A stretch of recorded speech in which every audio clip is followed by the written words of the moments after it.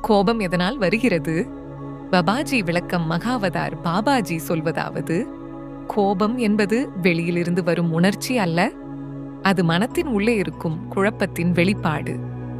அதாவது நம்முள் ஏதோ ஒன்றில் சமநிலை இல்லாததால் தான் கோபம் வருகிறது. 1.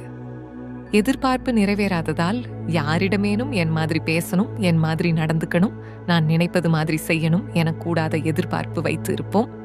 அது நடக்காத போது கோபம். Babaji, expectation is the seed of anger.